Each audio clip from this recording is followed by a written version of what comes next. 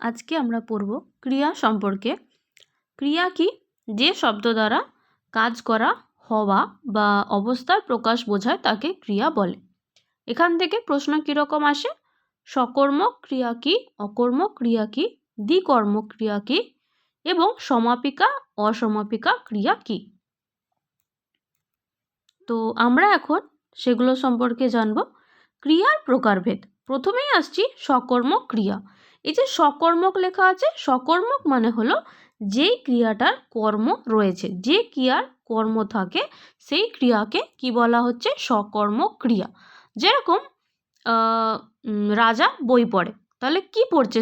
সে বই পড়ছে। তাহলে এই যে কাকে বা কি দিয়ে প্রশ্ন করলে যদি উত্তর পাওয়া যায় তাহলে আমরা বলবো সেটাকে সকর্মক ক্রিয়া। যদি আমরা কিছু উদাহরণ দেখে নিই, এই যে ব্যাখ্যাতে কি লেখা আছে যে কাজটি কারো উপর করা হচ্ছে, কর্ম ছাড়া বাক্যটা অসম্পূর্ণ হবে। যেরকম দীপ বই পড়ে, তাহলে দীপ কি পড়ে? দীপ বই পড়ে। তাহলে এখানে এটি কি? এই যে পড়ছে, এটা হচ্ছে একটা সকর্মক ক্রিয়া। যেরকম রেনু ভাত খায়, তাহলে সে কি খায়? সে হচ্ছে ভাত খায়। তাহলে এটাকে আমরা কি বলবো? সকর্মক ক্রিয়া। এরপরে আমরা আসব অকর্মক ক্রিয়া। সকর্মক ক্রিয়া মানে যেখানে কর্ম ছিল, আর অকর্মক ক্রিয়া মানে যেখানে কোনো কর্ম থাকে না। তাহলে কোনো কর্ম থাকে না মানে সেটা কীরকম হবে? যেরকম আমরা যদি একটা উদাহরণ দেখে নিই, একটু আগে আমরা পড়লাম দীপ বই পড়ে। যদি এখানে শুরু থাকতো যে দীপ পড়ে, তাহলে দীপ কি পড়ে? সেটা যদি না লেখা থাকতো তাহলে সেটাকে বলা হবে অকর্মক ক্রিয়া। যেরকম উমা হাসে বা বিনা নাচে, কিংবা দীপ হাসে বা শিশুটি ঘুমায়।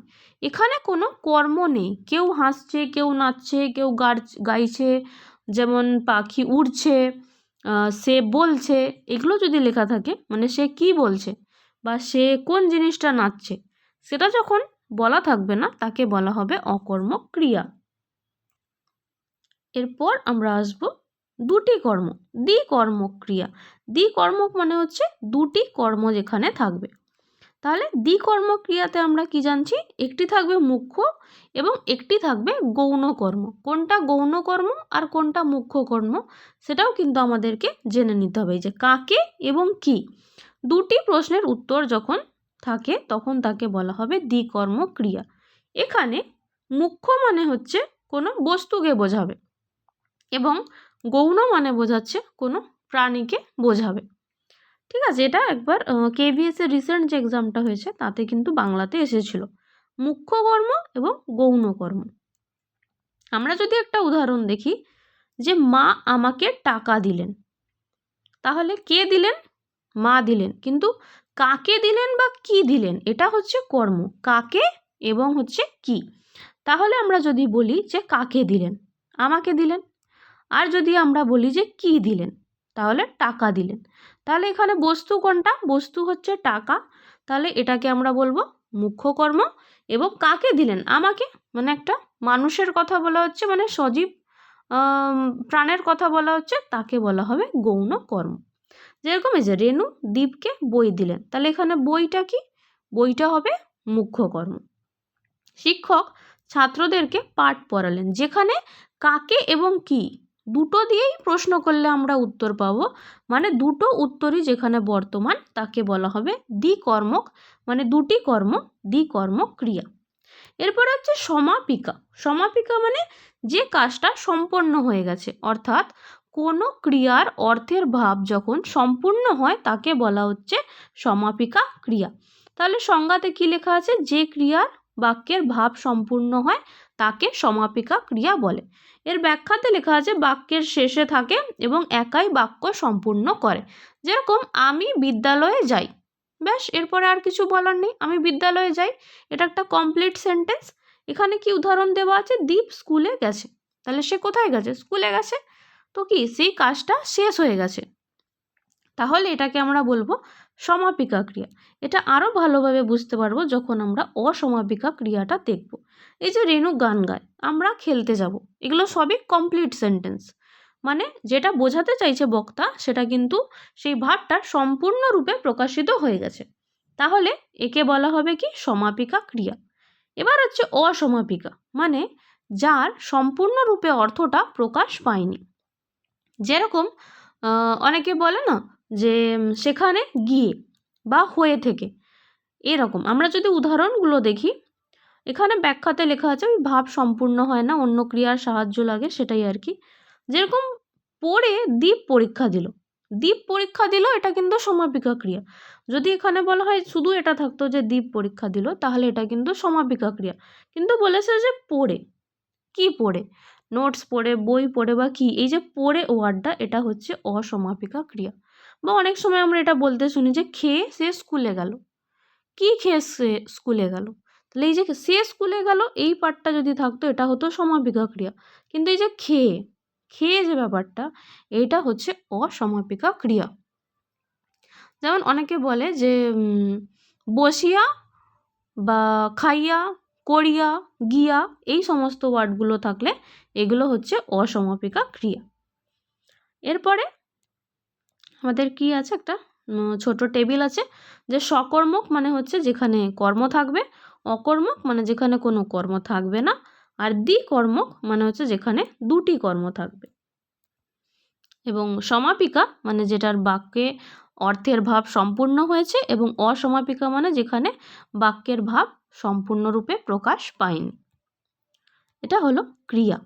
ক্রিয়ার আরেকটা প্রকারভেদ আছে, ক্রিয়ার কাল, সেটাও আমরা একটু পরে পড়ব। এই যেখানে লেখা আছে দীপ বই পড়ে, একদম সিম্পল একটা সেন্টেন্স যেটা কমপ্লিট হয়ে গেছে, যে দীপ বই পড়ে, তাহলে এটা কখনোই একটা অসমাপিকা ক্রিয়া নয়। দীপ কি পড়ে, কাকে পড়ে, কটা অ্যান্সার পাচ্ছি আমরা, একটাই অ্যান্সার পাচ্ছি, তাহলে এটা দ্বিকর্ম ক্রিয়াও নয়।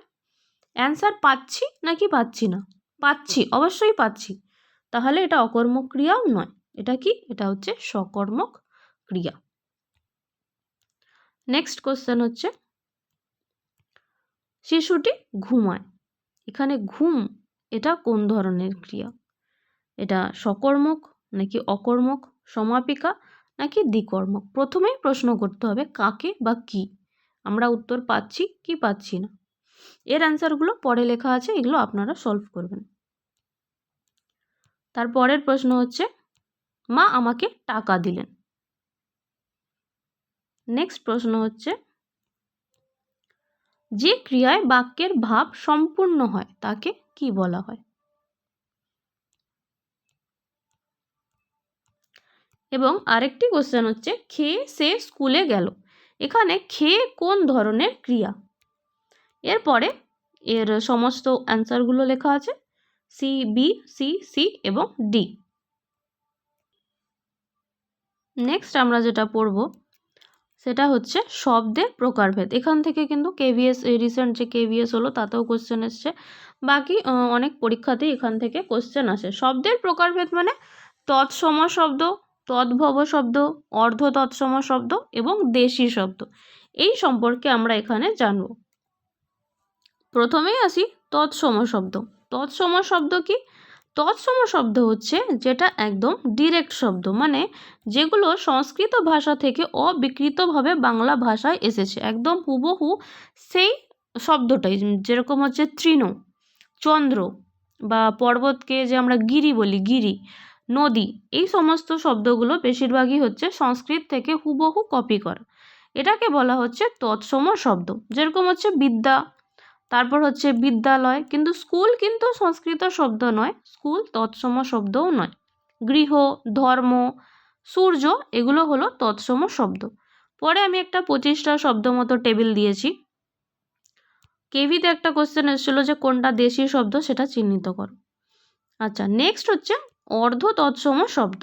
অর্ধ তৎসম শব্দ কি? যেগুলো সংস্কৃত থেকে এসেছে কিন্তু কিছুটা পরিবর্তিত হয়ে গেছে, তাকে বলা হচ্ছে অর্ধ তৎসম শব্দ। মানে এই যে আংশিক পরিবর্তন, মানে চলতি ভাষা বেশি দেখা যায় অর্ধ তৎসম শব্দ। তার উদাহরণগুলো কি কি আমরা দেখে নেব।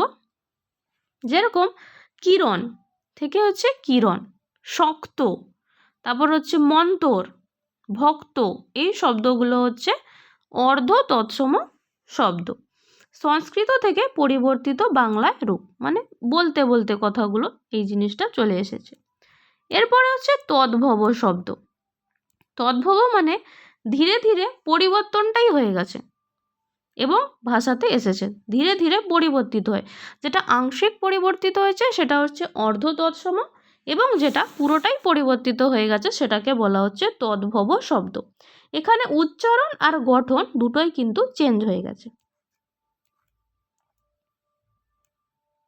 তাহলে দৈনন্দিন কথাবার্তায় যেমন সংস্কৃতে কি বলা হতো, এই যে একটু আগে আমি চন্দ্র বলছিলাম, চন্দ্র, কর্ণ, দন্ত, অগ্নি, এগুলো সব কিন্তু তৎসম শব্দ।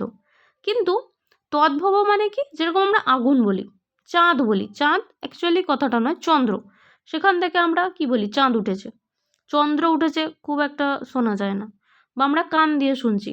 কিন্তু যখন বাগধারা হয় আমরা যে বলি যে কর্ণপাত করিও না, সেই কর্ণ কিন্তু তৎসম, কিন্তু কান হচ্ছে তদ্ভব। আর হচ্ছে দন্ত থেকে দাঁত। এরপরে আমরা আসব দেশি শব্দ, যে শব্দগুলি সংস্কৃত নয়, আমরা যেগুলো দৈনন্দিন জীবনে ব্যবহার করে থাকি, যেরকম হচ্ছে চাকি বেলনার যে চাকি, বঁটি, তারপর হচ্ছে ডিঙি, ডাব, এগুলো সব হচ্ছে দেশি শব্দ, যেগুলো দেশীয় বা লোক ভাষা থেকেই এসেছে, আঞ্চলিক ভাষা থেকে, বা এই যে গ্রামীণ এবং কথ্য ভাষায় প্রচলিত। এবার আমরা যদি কিছু উদাহরণ দেখে নিই, যেরকম হচ্ছে ডাল, এই যে আমি বঁটি বললাম, লাউ, কাঁথা, ঢেঁকি, এগুলো সব হচ্ছে দেশি শব্দ। এবার এই শব্দের আমি প্রায় 25টা করে লিস্ট দিয়েছি, সেগুলো আমরা দেখে নেব। তার আগে একটা ছোট্ট টেবিল, যে তৎসম মানে হচ্ছে অবিকৃত, কোনো চেঞ্জ ছাড়াই সংস্কৃত শব্দ। অর্ধ তৎসম মানে হচ্ছে আংশিক পরিবর্তন। তদ্ভব মানে হচ্ছে ধীরে ধীরে পরিবর্তন হয়ে পুরোটাই প্রায় চেঞ্জ হয়ে গেছে, যেমন চন্দ্র থেকে চাঁদ, কিন্তু মিনিংটা একই। আর দেশি মানে হচ্ছে দেশীয় লোকজন যে ভাষাটা বেশি ইউজ করে থাকে। নেক্সট হচ্ছে যে লিস্টার কথা বলছিলাম, এই শব্দগুলো আপনারা দেখে নেবেন, যে বিদ্যা, জ্ঞান, বায়ু, শিশু, পিতা, অগ্নি, জল, নারী, রাজা, ভগিনী, দেব, পুরুষ, এগুলো সব তৎসম শব্দ। আর অনেকগুলো আছে। এরপর অর্ধ তৎসম কিছু শব্দ, সেগুলোর মধ্যে রয়েছে শক্ত, ভক্ত, মন্তর, সত্য, কিরণ, পুস্তক, যেগুলো রয়েছে আর কি। টোটাল এই 25টা শব্দ, এগুলো হচ্ছে অর্ধ তৎসম। যাদের মনে হচ্ছে সময় কম, তাদেরকে শব্দের এই জায়গাটা দেখে যাওয়ার দরকার নেই, কারণ এটা সব সময় আসে না। জাস্ট যেগুলো পড়ে যেতেই হবে সেটার জন্য একটা শর্ট ভিডিও আছে, সেটা একবার দেখে নেবেন, যে এইগুলো বাংলা গ্রামারে পড়ে যেতেই হবে। এইটা না পড়ে গেলেও হবে, যদি কারোর কাছে টাইম কম থাকে তাহলে এটা পড়ে যাওয়ার, মানে এইটুকু পার্টটা পড়ে যাওয়ার দরকার নেই। তদ্ভব, তদ্ভবতে এই জিনিসগুলো আছে, যে কোনটা সংস্কৃত এবং সেখান থেকে কর্ণ থেকে কান, জিহ্বা থেকে জিভ, তদ্ভব কোনটা, মস্তক থেকে মাথা, কুকুর থেকে কুকুর, আমরা বেশিরভাগ গাছই বলে থাকি, বৃক্ষ থেকে গাছ, তারপরে অন্ন থেকে ভাত, অক্ষি থেকে চোখ, গৃহ থেকে ঘর, এই টাইপ আর কি। এরপর হচ্ছে দেশি শব্দ।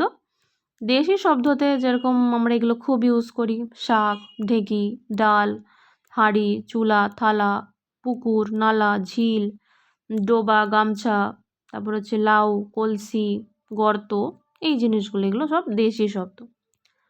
এরপরে বাংলা ব্যাকরণে ধ্বনি পরিবর্তন মানে হচ্ছে স্বরাগম, স্বরলোপ, অপিনিহিতি এবং অভিশ্রুতি, এই ব্যাপারগুলো সম্পর্কে আমরা হচ্ছে এখন পড়ব।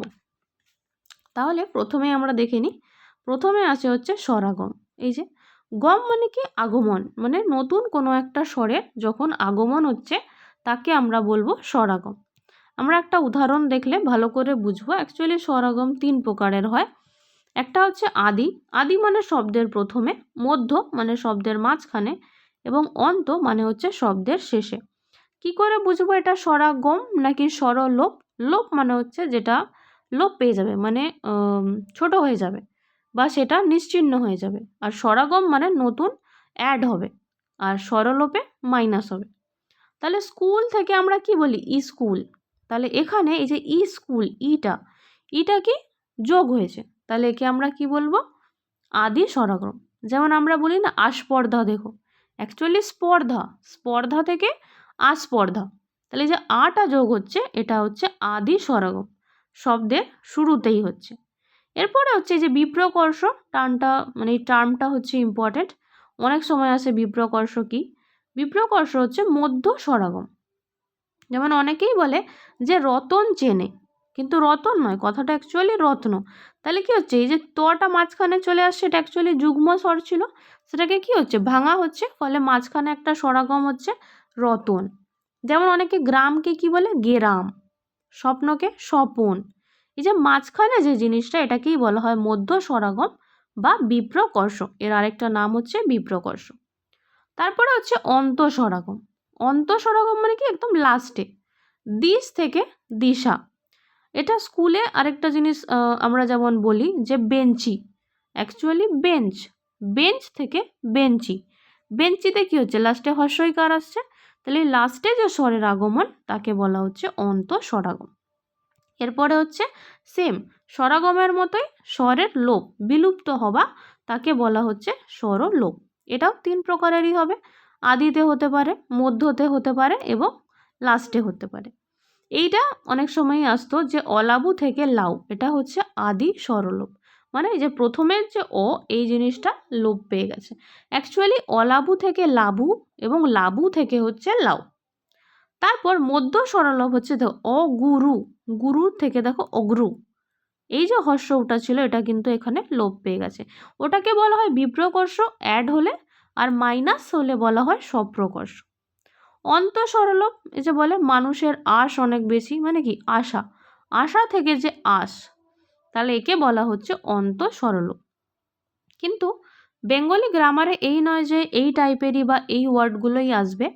বেঙ্গলিতে যে গদ্য বা পদ্যটা দেওয়া থাকবে সেখান থেকে যদি কোনো সমাপিকা হয়, অসমাপিকা হয়, বা সরল বাক্য জটিল বাক্য হয়, কিংবা কারক হয়, সমাস হয়, কিংবা সন্ধি হয়, বা স্বরাগম স্বরলোপ হয়, তবেই কিন্তু সেই ওয়ার্ডটা থেকে দেবে, মানে ওয়ার্ডটা সেই গদ্যটাতে থাকবে, সেখান থেকে এই গ্রামারগুলোকে করা হবে।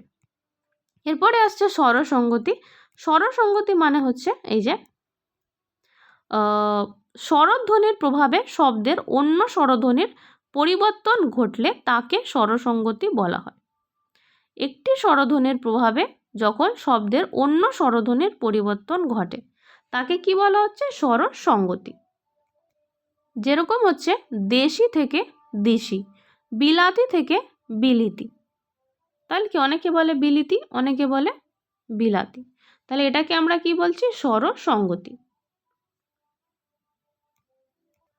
এইবার স্বরসঙ্গতি হচ্ছে 2 প্রকার, একটা হচ্ছে প্রগত মানে আদি স্বরের প্রভাবে যেটা হয়, যেমন মূলা থেকে মূলো, শিকা থেকে শিকে। আরেকটা হচ্ছে মানে প্রথম স্বর পরবর্তী স্বরের উপর প্রভাব ফেলছে, যে তখন শিকা অ্যাকচুয়ালি কা হওয়া উচিত কিন্তু কি হচ্ছে শিকে হচ্ছে। আর পরাগত মানে হচ্ছে লাস্টেরটার জন্য প্রথমটার উপর যখন পড়বে তখন তাকে বলা হবে পরাগত স্বরসঙ্গতি। তবে স্বরসঙ্গতি এখন খুব একটা আসে না। এই যে যেটা দেশি থেকে দিশি বলছি, অ্যাকচুয়ালি কি ছিল দেশি, হলো কি দিশি, তাহলে কোন ওয়ার্ডটা চেঞ্জ হলো, প্রথমেরটা চেঞ্জ হলো, কার জন্য চেঞ্জ হলো, পরেরটার জন্য চেঞ্জ হলো, একে বলা হচ্ছে পরাগত। স্বরসঙ্গতির থেকেও ইম্পর্ট্যান্ট হচ্ছে স্বরাগম আর স্বরলোপ। এরপরে হচ্ছে সমীভবন। সমীভবন কি, শব্দ মধ্যস্থ দুটি ভিন্ন ব্যঞ্জনধ্বনি একে অপরের প্রভাবে একই ধ্বনিতে রূপান্তরিত হওয়াকে সমীভবন বলা হয়। যেরকম আমরা বলি না সে গপ্প করছে, আসলে গল্প করছে, তাকে যখন গপ্প বলা হয় বা পদ্মকে যখন পদ্ম বলা হয়, তখন এই যে জন্মকে আমরা কি অনেকে কি বলে জন্ম, মানে যেখানে ব্যঞ্জন ধ্বনির চেঞ্জ হচ্ছে। দেখুন এখানে কিন্তু 9টা ম হচ্ছে, আবার পদ্মতেও মটা দ হচ্ছে, ওখানে হর্ষই হর্ষ এগুলোর চেঞ্জ হচ্ছিল, তখন স্বরলোপ স্বরাগম স্বরসঙ্গতি করছিলাম। কিন্তু সমীভবন মানে যেখানে ব্যঞ্জন ধ্বনির চেঞ্জ হচ্ছে তাকে আমরা বলছি সমীভবন। এরপরে যেমন আরেকটা উদাহরণ আছে তজ্জন্য। এরপর আমরা আসবো ছন্দ, যেখানে পদ্য থাকে সেই জায়গাটাতে কিন্তু ছন্দ অনেকবারই পদ্যতে এসেছে। ছন্দ কি না, কবিতার পংক্তিতে মাত্রা বা দলের যে নিয়মিত বিন্যাস তাকেই কিন্তু ছন্দ বলা হচ্ছে। ছন্দ কবিতাকে সুরেলা করে এইসব আমাদের সংজ্ঞা টঙ্গা আসে না। এই যে 3টে ছন্দ আসে, দলবৃত্ত, কলাবৃত্ত এবং মিশ্র কলাবৃত্ত। এগুলোর আমাকে বৈশিষ্ট্যগুলো জানতে হবে। যেমন যেখানে গুণে গুণে পংক্তি গঠিত হয় তাকে বলা হয় দলবৃত্ত। আগে আমরা একটা উদাহরণ নিয়ে বুঝি। এই বৈশিষ্ট্যটা ইম্পর্টেন্ট, যে সমান সংখ্যক দল থাকে, সাধারণত সহজ এবং শিশু কবিতায় ব্যবহৃত হয়। সমান সংখ্যক দল, এই যে এই কবিতাটা দেখুন, আয় রে আয় টিয়ে, নায় ভরা দই নিয়ে, যাবি কোথায় বলতো, সাথে নেবি কাকে তো। ভালো করে যদি আপনারা দলগুলো দেখেন, দল মানে কি, এক একটা সিলেবেল, যেটাকে আমরা ইংলিশে বলি যে আয় রে আয় টিয়ে। তাহলে এই যে আমরা কবিতাটা দিচ্ছি, এখানে প্রতিটি লাইনে কি সমান দল সংখ্যা আছে, একে বলা হবে দলবৃত্ত, মানে যেখানে সমান সংখ্যায় দলগুলি থাকবে। আরও দুটো দল মানে যে ছন্দ আছে, দেখলে আপনারা বুঝতে পারবেন। কলাবৃত্ত মানে কি, যে ছন্দের মাত্রাটা সেটা 1 বা 2 গুণে পংক্তি গঠিত হবে, তাকে বলা হবে কলাবৃত্ত। এখানে কিন্তু সমান সংখ্যক দল থাকবে না। এর যদি আমরা একটা উদাহরণ দেখি, এটা হচ্ছে মাত্রার উপরই ডিপেন্ড করছে আর কি এর নিয়ম গঠন। দেখুন, গগনে গরজে মেঘ, ঘন বরষা নামে, নদী ভরে যায় জলে, মাঠে মাঠে ধানে। তাহলে এখানে প্রতিটি যে লাইন আছে আর কি, তার মোট মাত্রা সমান। এখানে হচ্ছে মাত্রাগুলো দেখুন 3টে করে। গগনে গরজে মেঘ, ঘন বরষা নামে, নদী ভরে যায় জলে, মাঠে মাঠে ধানে। তাহলে এখানে কি মোট মাত্রা হচ্ছে সমান। আর মিশ্র কলাবৃত্ত হচ্ছে ওই দুজনকে মিক্স করে হবে, দলটাও গণনা হবে, আবার কোথাও কোথাও মাত্রা গণনা হবে, দুটোই ব্যবহৃত হবে, তাকে বলা হবে মিশ্র কলাবৃত্ত ছন্দ। সেটা কি কি মিশ্র কলাবৃত্তর আমরা বৈশিষ্ট্য, একটা যদি উদাহরণ দেখি, জীবন নদীর ঢেউ, আসে যায় বারবার, সুখ দুঃখ মিলেমিশে গড়ে তোলে সংসার। তাহলে এখানে দুটোরই প্রভাব রয়েছে। দলবৃত্ততে দল দেখা হয়, আর কলাবৃত্ততে মাত্রা দেখা হয়, আর মিশ্র কলাবৃত্ততে দুটোই দেখা হয়। আমি এটাও বলবো যে যারা ওই তদ্ভব তৎসম শব্দ বলছিলাম, দলও কিন্তু দেখার প্রয়োজন নেই। পরীক্ষার আগে খুব কম সময় যাদের আছে তাদেরকে এটাও হচ্ছে দেখার দরকার নেই। ইম্পর্ট্যান্ট হচ্ছে ক্রিয়ার কাল, এটা কিন্তু দেখা উচিত। ক্রিয়ার কাল মানে কি, ক্রিয়ার কাল প্রধানত আমরা জানি 3 ভাগে, বর্তমান, অতীত এবং ভবিষ্যৎ। এবং বর্তমানের কি আছে, অনেকগুলো ভাগ আছে। সাধারণ বর্তমান কাল, সাধারণ বর্তমান মানে আমরা এটাকে উদাহরণ দিয়েই বুঝি, যে আমি ভাত খাই। এই যে এখানটায় দেখবেন যেখানে ই, এ, ও বা অন্ত্যেষ্ঠ যুক্ত থাকে, যেরকম আমি ভাত খাই, সে স্কুলে যায়, সূর্য পূর্ব দিকে ওঠে, এটা কি, এটা হচ্ছে বর্তমান কাল। কিন্তু এখানে যদি থাকতো আমি ভাত খেতাম, তাহলে সেটা পাস্ট হতো, বা আমি ভাত খাবো, তাহলে সেটা ভবিষ্যৎ হতো। অনেকের মনে হবে এটা খুব সোজা, কিন্তু কোশ্চেনটা এরকমই থাকে, খুব নিখুঁতভাবে দেখতে হবে যেটা পুরা ঘটিত নাকি সাধারণ বর্তমান, এরকম করে আসে। তাহলে এটা হলো সাধারণ বর্তমান কাল। এরপর আসছে ঘটমান। ঘটমান মানে কি, এই যে প্রথমেরটাই যদি আমি দেখি যে আমি ভাত খাই, তাহলে ঘটমানে কি হবে, যে আমি ভাত খাচ্ছি। এই যে আমি বই পড়ছি, সে গান গাইছে, মানে চলছেই, বর্তমানেও সেই ঘটনাটা চলছে, তাকে বলা হবে ঘটমান, বর্তমান। পুরা ঘটিত মানে জাস্ট শেষ হয়েছে, কিন্তু তার ফল এখনো আছে। যেরকম আমি কাজটি করিয়াছি, বা সে কাজটি করেছে, সে খাবার শেষ করেছে, এইমাত্র শেষ করেছে, একে বলা হচ্ছে পুরা ঘটিত বর্তমান কাল। এরপর হচ্ছে নিত্যবৃত্ত। নিত্যবৃত্ত মানে যেটা সবসময় হয়ে থাকে, তাকে বলা হবে, যেমন নদী বয়ে চলে, পাহাড় থেকে ঝর্ণা নামে। তাহলে এগুলো কি, এগুলো হচ্ছে নিত্যবৃত্ত, মানে সব সময় এটা ঘটে থাকে। এরপরে হচ্ছে অনুজ্ঞা। অনুজ্ঞা মানে আমরা আগেও জেনেছি, বাংলা গ্রামারের প্রত্যেকটা টার্ম ইম্পর্টেন্ট, টার্মেই কিন্তু অ্যান্সার লেখা আছে। অনুজ্ঞা মানে, আবারও বলছি, নির্দেশ, তুমি পড়াশোনা করো, চুপ থাকো, সুন্দর করে লেখো। এই যে এগুলো কি, এগুলো হচ্ছে অনুজ্ঞা বর্তমান কাল। এরপরে আসছি আমরা পাস্ট বা অতীতকাল, যেটা আগে হয়ে গেছে কিন্তু এখন হচ্ছে না। সাধারণ অতীতকালে কি থাকে, এই যে আমি বই পড়লাম, সে বাড়ি গেল, সে ভাত খাচ্ছিল, সে বই পড়ছিল, এগুলো হচ্ছে সাধারণ অতীতকাল। কিন্তু সে বই পড়িতেছিল, এই যে ঘটমান অতীতকালে লেখা আছে যে তে ছিল, সে ভাত খাচ্ছিল, আমি তখন পড়িয়াছিলাম বা পড়ছিলাম, সে গান গাইছিল, গাইল আর গাইছিল, এটা কিন্তু হচ্ছে ঘটমান। আর গাইল হলে হতো জাস্ট নর্মাল অতীত, সাধারণ অতীত। এরপরে হচ্ছে পুরা ঘটিত অতীত। পুরা ঘটিত প্রেজেন্ট টেন্সে কি হতো, সে বইটি পড়িয়াছে হতো, আর এখানে হবে পড়িয়াছিল। মানে যেখানেই লাস্টে ল থাকবে সেটা হয়ে যাচ্ছে অতীতকাল, আর লাস্টে যদি ল না থাকে সেটা হবে বর্তমানকাল।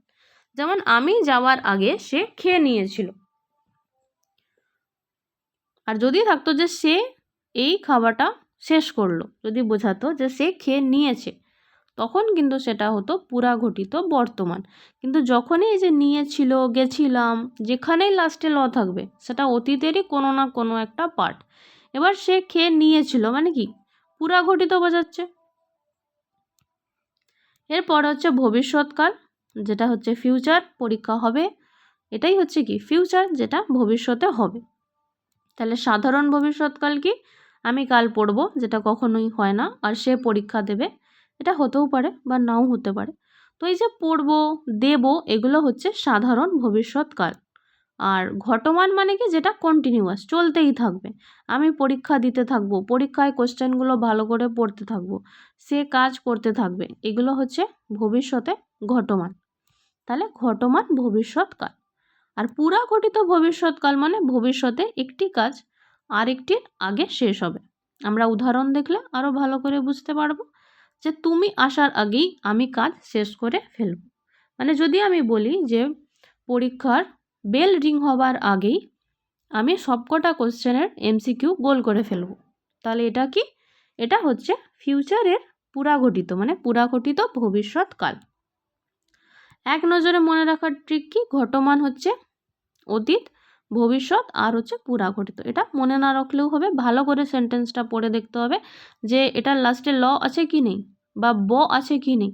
এখানে দেখুন ঘটমানে, এই ঘটমান বলছি, ভবিষ্যতে দেখবেন সব জায়গায় যে ফেলবো, মানে ব জিনিসটা কিন্তু ভবিষ্যতে থাকে, আর ল জিনিসটা অতীতে থাকে, আর এই দুটো না থাকলে সেটা হচ্ছে বর্তমানকাল। তার মধ্যে এবার চারটে আছে, সেটা পুরা ঘটিত হতে পারে, ঘটমান হতে পারে, সাধারণ হতে পারে, সেটা কিন্তু আমাদেরকে লক্ষ্য করতে হবে।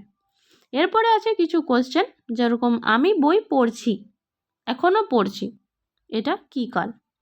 এর উত্তরগুলো দেওয়া আছে, আপনারা দেখে নেবেন। নেক্সট কোশ্চেন হচ্ছে, এখানে পুরা ঘটিত অতীত কোনটা?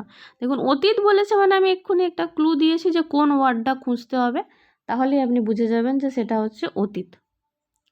নেক্সট কোশ্চেন হচ্ছে, সে প্রতিদিন স্কুলে যায়, সে প্রতিদিনই স্কুলে যাচ্ছে, তাহলে এটা কোন কাল?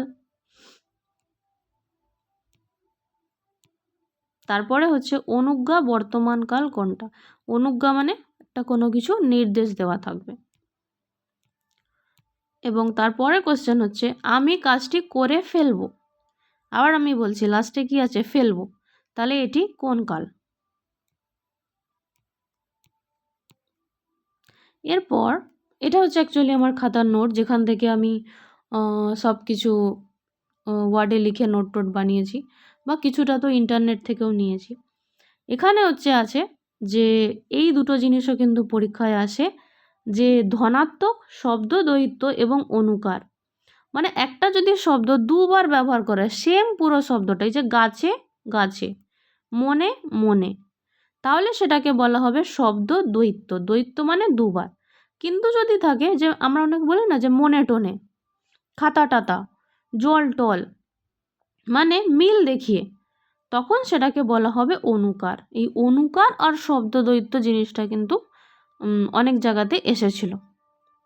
মনে মনে, গাছে গাছে, এগুলো হচ্ছে শব্দ দ্বৈত, আর জল টল, খিটমিট, এগুলো হচ্ছে অনুকার। এবার মনে হবে যে যে খিলখিল হাসছে, তাহলে খিলখিল দুটোই একই রকম, তাহলে এটা শব্দ দ্বৈত হওয়া উচিত, কিন্তু এটা কেন হচ্ছে না? না, এই যে শব্দ দ্বৈত যেটা, এটা ক্রিয়ার জন্য ব্যবহৃত হয় না। যখনই সেটা, যেমন ভেউ ভেউ করে কাঁদছে, গুরু গুরু করে মেঘ ডাকছে, যখনই ক্রিয়ার ক্ষেত্রে ব্যবহৃত হয় তখন সেটাকে ধনাত্মক বলা হয়। এটার নামই হচ্ছে শুধু ধনাত্মক, বাকিগুলোর কোনো দরকার নেই। এটাকে তখন ধনাত্মক বলা হবে যখন এটা ক্রিয়ার সাথে যুক্ত হবে। আর শব্দ দ্বৈত মানে শব্দটা দুবার ব্যবহার করা হবে। মনে মনে, গাছে গাছে ফুল, সেগুলো হচ্ছে শব্দ দ্বৈত। এরপর হচ্ছে বিশেষণের প্রকারভেদ। আমি আবার বলবো, নামগুলো দেখে ভালো করে পড়বেন, তাহলে বুঝতে পারবেন, মানে বুঝতে আরও সুবিধা হবে। যেরকম হচ্ছে বিশাল সমুদ্র, সমুদ্র কি একটা বিশেষ্য, আর সমুদ্রটা কীরকম বিশাল, মানে আমি বিশেষ্যকে কি করছি, একটা ইন্ডিকেট করছি, তাহলে কি বলা হবে, বিশেষ্যের বিশেষণ। যেরকম দেখুন লোক, লোকটা কীরকম মোটা, কীরকম মোটা, বেজায় মোটা, তাহলে লোক হচ্ছে আমার বিশেষ্য। লোকটা কীরকম মোটা লোক, তাহলে এটা হয়ে গেল বিশেষণ। এবার মোটাটাও কীরকম বেজায় মোটা, তাহলে বেজায়টা কি হয়ে যাচ্ছে তখন বিশেষণের বিশেষণ। সে হাঁটছে, সে কীরকম হাঁটছে, জোরে জোরে হাঁটছে, তাহলে হাঁটছে কি ক্রিয়াপদ, কীরকমভাবে হাঁটছে, জোরে জোরে, তাহলে এটা কি হবে ক্রিয়ার বিশেষণ, জোরে জোরেটা। বা চমৎকার এঁকেছে, ওই যে বললাম ভেউ ভেউ করে কাঁদছে, তাহলে ভেউ ভেউটা কি ক্রিয়া বিশেষণ। এই বাগান, এটা কি সর্বনামীয় বিশেষণ। সম্বন্ধ মানে আমরা সবসময় জানি র যোগ থাকে, সোনার প্রতিমা। তাসের ঘর, ঘরটা কিসের, তাসের, তাহলে এটা হচ্ছে সম্বন্ধ বিশেষণ। তুমি উত্তম, মেয়েটি বুদ্ধিমতী, এগুলো হচ্ছে বিধেয় বিশেষণ। এগুলো আর অতটা ইম্পর্টেন্ট নয়, ইম্পর্টেন্ট লাস্টে একটা আছে সংখ্যাবাচক বিশেষণ। এই যে সংখ্যাবাচক, যেরকম যদি বলা হয় 7 কোটি টাকা, তাহলে যে 7 যদি লেখাটা থাকে, একে বলা হবে কি সংখ্যাবাচক বিশেষণ।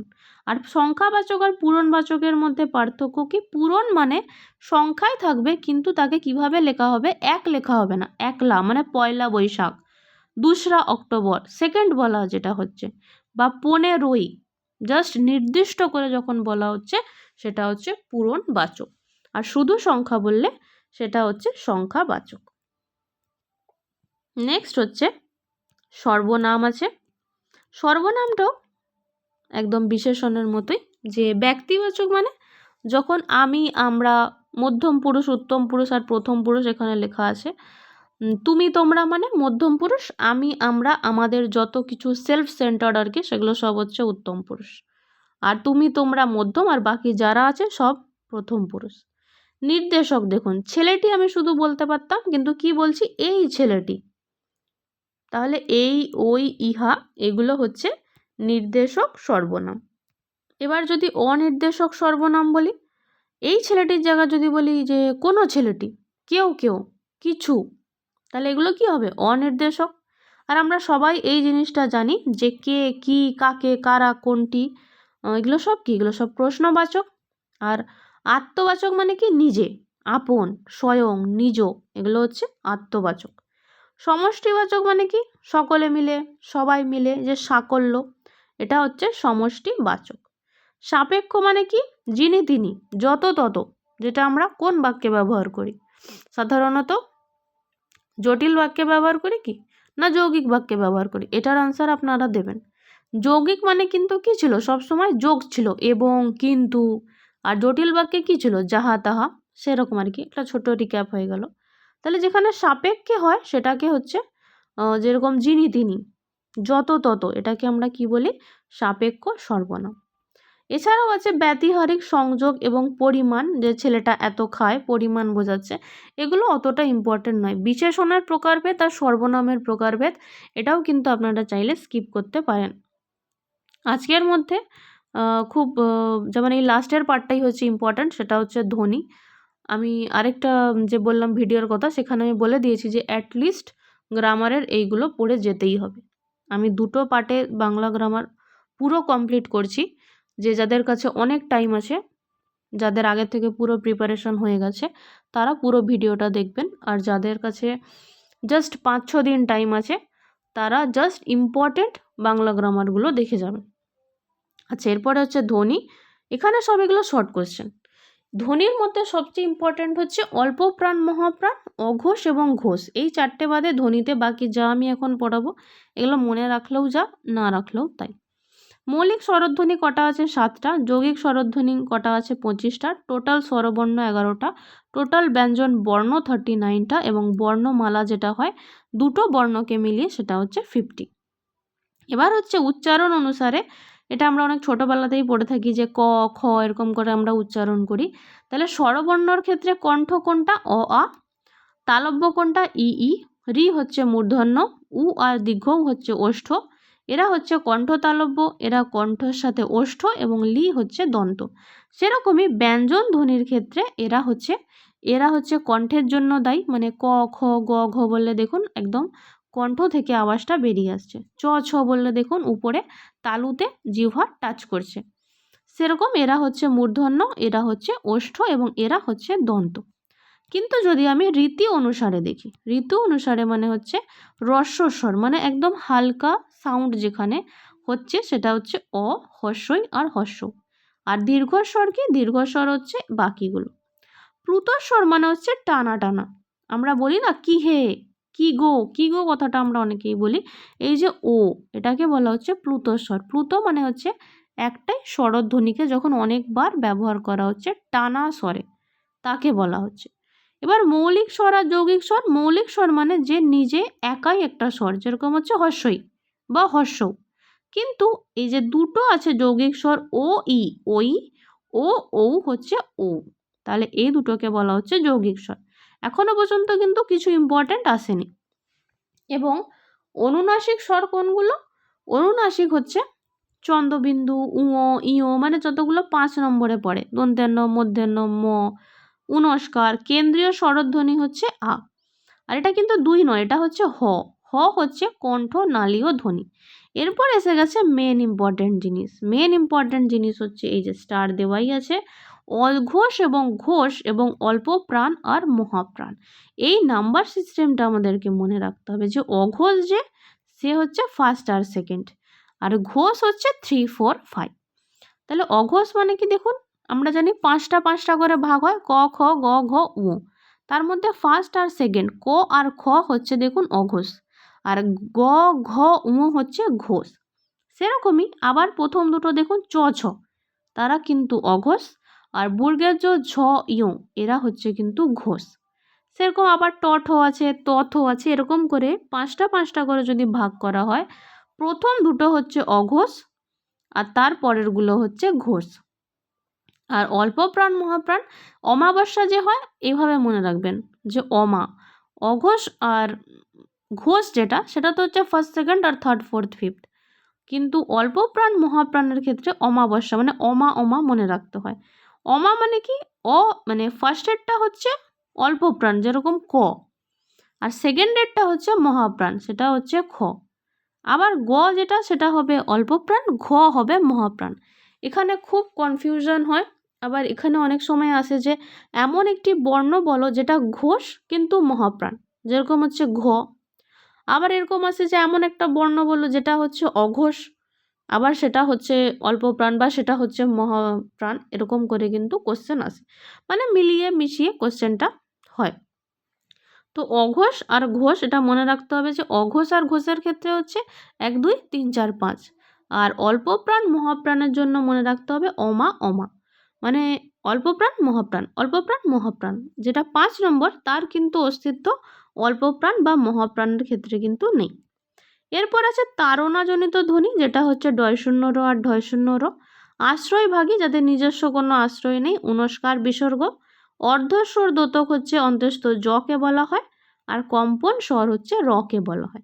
কিন্তু আমি আবারও বলবো যাদের কাছে মাত্র 5-10 সেকেন্ড আছে, শুধু এই জায়গাটা পড়বেন যে এই যে ফার্স্ট, সেকেন্ড আর থার্ড, ফোর্থ, ফিফথ আর অল্প প্রাণ মহাপ্রাণ, শুধু এই দুটো জায়গা পড়লে কিন্তু আমি শিওর যে একটা কোশ্চেন এখান থেকে আসে, আর এই জায়গাটা আপনারা কভার করতে পারবেন। বাকি ধ্বনি সম্পর্কে আমি ডিটেলসে লিখেছি, ওগুলো সেরকম কোনো কাজের নয়। এরপরে হচ্ছে এই জিনিসটা আসে যে শীষ হচ্ছে কোন স্বরকে বলা হয়, এটা আমরা জানি যে কোনো স এর ক্ষেত্রে, স, দন্তের স, তালব্য স, এগুলোকে শীষ বলা হয়। আর এর সাথে যদি হ যোগ করা হয় একে উষ্ম বর্ণ বলা হয়। একবার এসেছিল যে উষ্ম বর্ণ কি। এছাড়া খ্রিস্ট বর্ণ হচ্ছে চ, ছ, বর্গের জ, ঝ। আর তরল মানে যেটা তুমি স্বর ধ্বনি এবং ব্যঞ্জন ধ্বনি দুটোতে আলাদা আলাদাভাবে, যেমন স্বরধ্বনিতে আমরা রি-কে র বুঝি, ব্যঞ্জনে কিন্তু আমরা র-কে মানে র বুঝি। এরকম ল যেটা ব্যঞ্জন ধ্বনিতে সেটা স্বরধ্বনিতে কিন্তু লি। এই জিনিসটাকে তরল বলা হয়ে থাকে। এটা ইম্পর্টেন্ট নয়। উষ্ম ধ্বনি যেটা আর শীষ ধ্বনি যেটা সেটাই হচ্ছে একবার বলা হয়েছিল। এরপর বাকি রয়ে গেল যেটা পুরুষটা, যদিও আমি সর্বনামের ক্ষেত্রে বললাম যে আমি, আমরা, এগুলো সব হচ্ছে উত্তম পুরুষ। কারণ কি, সবাই নিজেকেই উত্তম মনে করে, ওই জন্য এটাই মনে রাখবেন যে আমি, আমরা, এটা হচ্ছে উত্তম পুরুষ। তুমি, তোমরা, এটা হচ্ছে মাঝারি আমরা ইম্পর্টেন্স দিয়ে থাকি, তো এরা হচ্ছে মধ্যম পুরুষ। আর যাদেরকে আমরা একদমই ইম্পর্টেন্স দিই না, যে তারা বা তারা মানে বাকি আমি তুমি ছাড়া বাকি যারা, তারা সবাই হচ্ছে প্রথম পুরুষ। এবার বাকি রইল সন্ধি আর বচন। এটা হচ্ছে সন্ধি, বচন আর পুরুষ অষ্টম বা নবম শ্রেণীর যে কোনো বই, গ্রামার বই থেকে আপনারা পড়ে নিতে পারেন যদি আপনাদের টাইম থাকে। কারণ আমি বলবো সন্ধি কিন্তু ইম্পর্ট্যান্ট। যারা একবার হলেও সন্ধি পড়েছেন তাদেরকে না পড়লেও হবে। সন্ধি থেকে প্রত্যেকবারই পদ্য এবং গদ্যতে একটা করে কোশ্চেন থাকে। তো এই হলো বাংলা গ্রামার। পুরো বাংলা গ্রামার কমপ্লিট। এর বাইরে কোনো রকম বাংলা গ্রামার থেকে কিছু আসবে না। এবার বিপরীত শব্দ, সমার্থক শব্দ, এগুলো তো কোনো বার দিতেই পারে, সেগুলো কমন সেন্স থেকে বাঙালি যেহেতু অবভিয়াসলি লিখতে পারবেন, সেগুলোর জন্য পড়তে হবে না। বাংলা গ্রামারে যতটুকু দরকার এই দুটো ভিডিওতে হয়ে যাবে। এর পরেও যাদের কাছে খুব কম সময় আছে বাংলার জন্য, আমি যদি পার্সোনালি বলি, আমি বাংলা জাস্ট হয়তো 2 ঘন্টা পরেই পরীক্ষা দিতে গেছিলাম যখন আমি সিটেট দিয়েছিলাম। আর এই নোটটা আমি বানিয়েছিলাম সিটেট সেকেন্ড বার দেওয়ার সময়। কিন্তু দুবারই প্রায় আমার সেমই স্কোর এসছে। প্রথমবারেও আমি 117 পেয়েছিলাম, আর দ্বিতীয়বারে মনে হয় 118, 1 নম্বর হয়তো বেড়েছিল। কিন্তু মানে আমি এই জন্য দুবার দিয়েছিলাম, একবার আমি বিএডে দিয়েছি, একবার আমি ডিএলএডে দিয়েছি, সেই জন্য আমাকে দুবার দিতে হয়েছে। বাংলাতে আমি প্রতিবারই দেখেছি যারা বাঙালি তাদের জন্য বাংলাটা এমন কিছু প্রবলেম নয়। প্রবলেম হচ্ছে ওই গদ্য এবং পদ্যটাকে তাড়াতাড়ি বুঝে পড়ে উত্তর দেওয়া। কারণ বাংলাতে বা ইংলিশ যেটা ল্যাঙ্গুয়েজ, অনেক টাইম লেগে যায় ওই গদ্যটা এবং পদ্যটা পড়ার জন্য।